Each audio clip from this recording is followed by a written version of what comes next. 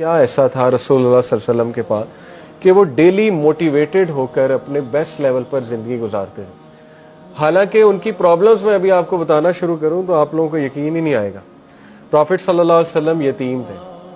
ایک 6 سال کے بچے کے لیے اپنی والدہ کو فوت ہوتے دیکھنا اپنی آنکھوں کے سامنے، وہ بھی سفر پہ، اس سے بڑا ٹراما تو ہوتا ہی کوئی نہیں. اور کئی لوگ اس ٹراما سے نہیں نکلتے ساری عمر. ٹراماز تو انسان کو گرا دیتے ہیں، لیکن رسول اللہ تو نکھر رہے تھے اور رسول اللہ صلی اللہ علیہ وسلم ڈیلی اپنے بیسٹ ورژن پر آ رہے تھے اور گروتھ اور ایفیشنسی وہ آپ کے سامنے. اپنے رشتہ داروں نے ہی جو ہے وہ بیک سٹیبنگ بھی کی، نکالا بھی، بہت کچھ کہا، دل توڑنے والی باتیں کہیں، مجنون کہا، نعوذ باللہ، پاگل کہا، شاعر کہا، کاہن کہا. کیا لیبل نہیں تھا جو رسول اللہ صلی اللہ علیہ وسلم کو نہیں کہا گیا؟ ہاؤ کم کہ وہ اتنا بڑا ان کا کرج تھا، جگرا تھا کہ نہ صرف انہوں نے فورگیو کیا بلکہ ان کو گلے بھی لگایا اور دعوت بھی دیتے رہے. اور یہ چھوٹی بات نہیں ہوتی ہے کہ آپ کا بوائیکاٹ کیا جائے اور آپ ایک یہ پریشر بھی لیں کہ میرے فیملی والوں کا کیا بنے. انہوں نے یہ پریشر بھی ڈالا کہ ہم اس کی فیملی کا بوائیکاٹ کرتے ہیں، تجارت روکتے ہیں تو شاید یہ رک جائیں. اب وہ پریشر بھی لینا کتنی بڑی بات ہوتی ہے کہ اب تو لوگوں میرے ساتھ وہ میرے گھر والوں کو بھی ٹارچر کرنے پہ آگئے، میرے صحابہ کو بھی ٹارچر کرنے پہ آگئے. اس کے بعد آسانی آنی چاہیے تھی شیب ابی طالب کے بعد، جنرلی اسپیکنگ. لیکن اس کے بعد کیا ہوا؟ حضرت خدیجہ کی ڈیتھ ہوئی، لو آف ہز لائف.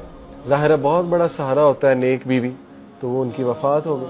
ہم جیسا بندہ تو اب تک پاگل ہو چکا ہوتا، سوسائڈل تھاٹس آ رہے ہوتے اور پتہ نہیں ہم نے کیا کر لیا ہوتا، کہیں سے چھلانگ مار دی ہوتی کہ یہ کیا ہوا. اس کے بعد کیا ہوا؟ ابو طالب کی وفات. اس کے بعد سب سے پینفل طائف کا واقعہ. حضرت عائشہ نے پوچھا جنگ احد کے بعد کہ کیا یہ سب سے پینفل دن ہے آپ کے لیے؟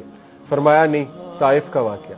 اور طائف میں خود گیا ہوں، اس کی گلیوں سے ابھی تک ایک سیڈنس اور ایک غم ٹپک رہا ہے. وہاں جہاں ہمارے رسول اللہ صلی اللہ علیہ وسلم کو پتھراؤ کیا گیا، وہ ایک عجیب سی غم زدہ سی جگہ ہے. اس کے بعد کیسے آپ امیجن کر سکتے ہیں کہ سم ون میں اسٹینڈ اپ؟ طائف کے بعد ہسٹورین لکھتے ہیں کہ کوئی اور ہوتا تو وہ یہاں پہ گیو اپ کر جاتا، رسول اللہ صلی اللہ علیہ وسلم کے علاوہ کوئی اور ہوتا.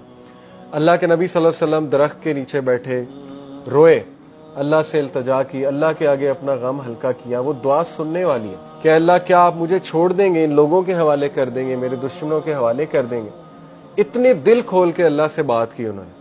اور دیکھیں پھر اللہ تعالیٰ نے کیا مدد بھیجی. فرشتہ آیا، اس نے کہا کہ میں ابھی حکم دے، میں ان کو 2 پہاڑوں والا فرشتہ ابھی جو ہے کچل دیتا ہوں. لیکن رسول اللہ صلی اللہ علیہ وسلم کا آپ جگرا دیکھیں کہ اس ٹائم پہ کہا کہ نہیں، ان کی قوم میں سے، ان کے بچوں میں سے ہدایت یافتہ لوگ آئیں گے. اور ایسا ہی ہوا.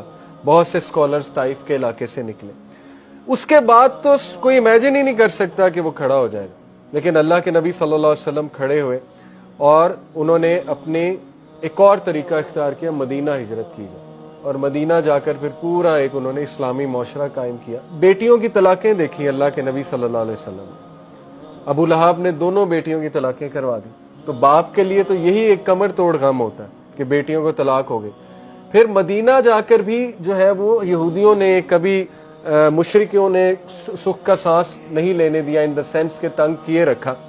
اور آپ دیکھیں کہ ہر طرح کی سازش کی، ان کو پروپیگنڈا کیا، میلائن کرنے کی کوشش کی، رسول اللہ صلی اللہ علیہ وسلم کو ایون نعوذ باللہ قتل کرنے کی کوشش کی. اور ایٹ دی اینڈ رسول اللہ کنگ بن گئے.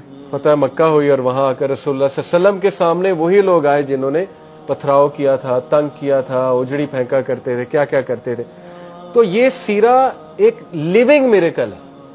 آپ کو دنیا میں کسی شخص کی ایسی بایوگرافی نہیں ملے گی اور آپ حیران ہو جائیں گے یہ ہوا کیسے.